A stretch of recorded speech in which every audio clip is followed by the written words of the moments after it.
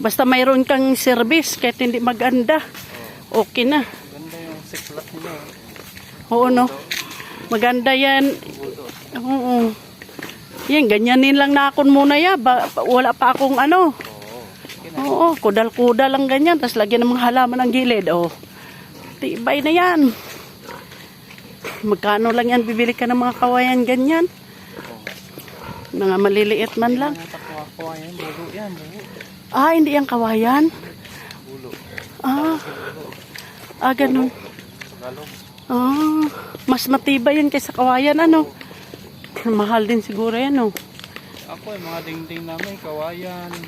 Tapos, mga ganyan bulo, ganyan. Kaya nga, yung mga kawayang guod. Ganyan. Tali lang yan na alambre ang kailangan yan, eh. Paglagyan mo, tapos lagyan mo ng mga ano-ano, talian mo ng alambre. Pwede na. Pag may pera, di bato na. Ang galing ako magkaroon. Gawin ko Mga bahay sa gilid ng kalsada. hatiin ko yan. Oh, ito, iba na ang bubong, oh, yero na, oh. Karaan, bago lang ito, eh. Yan, ganyanin lang natin pa, oh. Tingnan mo, oh. Ilang, ano lang yan, oh, tubular, oh, tapos pahaba. Hindi naman ano lahat, eh. Ipabakal mo yung ano? Oo, para pag-angutan, para matibay. Ilan lang yan, oh. Matibay talaga, ganyan. Oo, pag ganyanin, oh.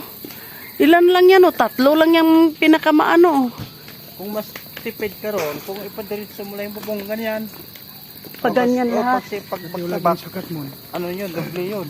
Kaya nga, doon ka malakihan. Oo.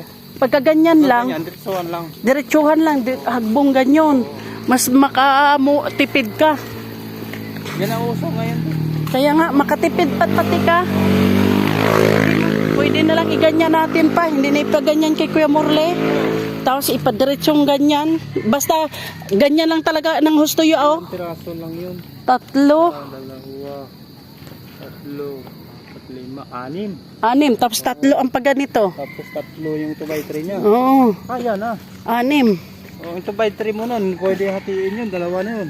Oo. Ay, bali 4, bali 3 2x3 lang. Oo. Oo, tipid nga yun. Pag ganyan lang natin pala pa, makatipid pa tayo, tibay pa. Oo, tipid pa. Agwat mo lang ganyan, oh, 1 meter. Oo, ganyan, tama kuya. Kahit higit pa sa 1 meter. Kasi tibay naman yon. Yeah, 1 meter muna kasi pag mag-apak ka sa bubong, lulundo rin. Glulundo din. Tapos ipaganyan lang ng husto ya, oh. Yung baga nakaidag lang ng husto. Kasi regular nga dapat agwat niya 60. Pero pag gusto mong tumipid, pwede 1 meter. 1 meter. Oo. Yun, parang 1 meter yun, eh. Kaya nga 1 meter. Oo. Gilid Yung na. haba nun, 2x3, pwede 2 na yun, isa doon. Oo. Kaya nga. Pag ganyan na lang siguro namin yun ya. Para mas matibay yan, oh. Ganyan na lang natin pa. Para ano, hindi naman yung mag-ano ang tulo yun. Basta masyadong ganyan lang, oh. Hindi lang siya parang ano, yung baga nakaganyan siya talaga ng gusto. Oo, yung nakaganyan dito sa harapan para hindi magsalibok. Pwede. Okay na yun, makatipid ka talaga sa ganun. Tapos, tibay pa, kasi bakal. Sa likod, kahit mga ano lang, mga 30 lang. Kaya nga.